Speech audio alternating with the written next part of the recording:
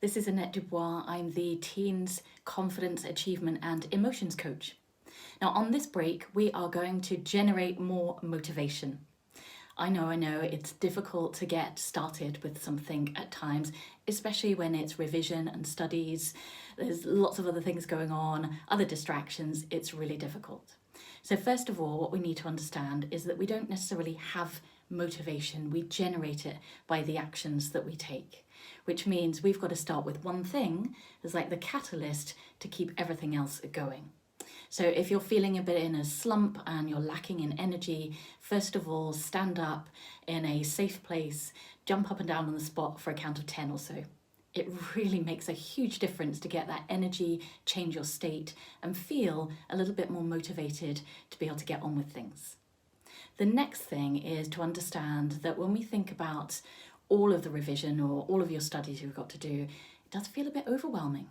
You wonder where to start or which one to start with or all sorts of different things. And then all of a sudden you just get demotivated and can't be bothered. It happens. So we need to generate that motivation by that one action to get started. So what can be helpful is make a list. All of the things that you need to do, make a list of them. Then prioritize on the things that you need to do first, second, third, etc. And then break that down even more. So if it's your chemistry studies and revision, okay, what do you need to do first? What do you need to do second? What do you need to do third, etc. Get all the things you need for that particular revision session or subject. And then what you'll notice is, oh yes, I'm ready to carry on with it. Okay, so let's get started. First step, get everything else around that you need. Second step, get into it. Third step, make sure all your distractions are taken away. Switch off your phone or your device unless you really need it, or switch it onto silent so you're not going to be disturbed.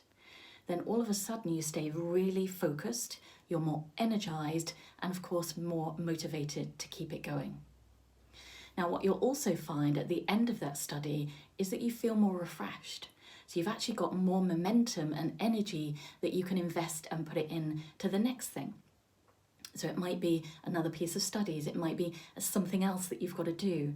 Recognize what happens in your body and how you're feeling in order to put that motivation into the next step.